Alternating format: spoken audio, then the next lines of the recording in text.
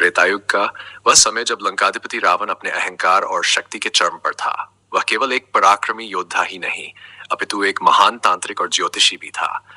रावण ने वेदों का गूढ़ अध्ययन किया था और समस्त ग्रहों की चाल को अपने अनुरूप करने की अभिलाषा रखता था। जब उसके पुत्र मेघनाद के जन्म का समय आया, तब उसने यह संकल्प लिया कि उसकी संतान अमर और अजेय बने। इसके लिए उसने नवग्रहों को अपने अधीन करने का उपाय सोचा। अपनी गूढ़ सिद्धियों के बल पर रावण ने समस्त नवग्रहों को अपने राजसिंहासन के नीचे दबा दिया।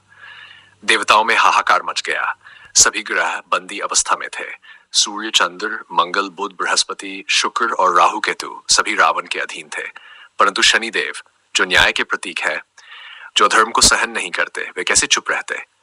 जब मेघनाद के जन्म का शुभ क्षण आया, उस समय शनिदेव ने अपनी दृष्टि को मात्र थोड़ा सा झुका दिया और उसी क्षण मेघनाद के जन्म काल का ग्रह योग बदल गया। अब वह अमरत्व को प्राप्त नहीं कर सकता था। रावण का क्रोध भड़क उठा। उसने शनिदेव को और भी कठोर बंधनों में डाल दिया।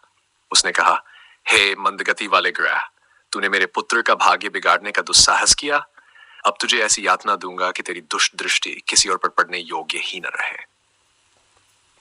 रावण ने शनिदेव को कठोर कारागार में डाल दिया, जहां अंधकार और पीड़ा का साम्राज्य था, परंतु विधि का विधान अटल है।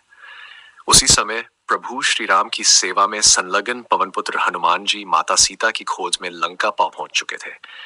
जब वे लंका में विचरण कर रहे थे, तब उन्हें किसी के करुण पुकारने की ध्वनि सुनाई दी। जब उन्होंने उस दिशा में दृष्टि डाली, तो देखा कि एक अंधकारमय कारागार में शनिदेव जकड़े हुए हैं। शनिदेव ने विनम्र भाव से कहा, हे पवनसुत, मैं रावण के अन्याय का शिकार हूं। यदि तुम मुझे मुक्त करोगे तो मैं तुम्हें अनुपम वरदान प्रदान करूंगा। हनुमान जी का हृदय करुणा से भर उठा। वे बोले, हे शनिदेव, आप न्याय के देवता हैं। अधर्म को सहन करना भी पाप है। रावण का यह अत्याचार अब और नहीं चलेगा। इतना कहकर हनुमान जी ने अपने गदापानी हाथों से उस कारागार को ध्वस्त कर दिया। शनिदेव मुक्त हो गए। मुक्त होते ही उन्होंने रावण के महल की ओर देखा और कहा, अत्याचारी रावण, तूने अपनी शक्ति के मद में आकर न्याय के देवता को बंदी बनाने का अपराध किया है। अब मैं तुझे श्राप देता हूं, तेरे राज्य की समृद्धि नष्ट हो जाएगी। तेरा अंत निकट है। यही वह क्षण था जब रावण के विनाश की उल्टी गिनती आरंभ हो गई। इसके पश्चात शनिदेव ने हनुमान जी की ओर देखा और बोले, हे महाबली पवन पुत्र, आज तुमने मुझे बंधन से मुक्त किया है। इस उपकार के लिए मैं तुम्हें यह वरदान देता हूं कि जो भी भक्त तुम्हारी आराधना करेगा, उस पर मेरी अशुभ दृष्टि कभी नहीं पड़ेगी।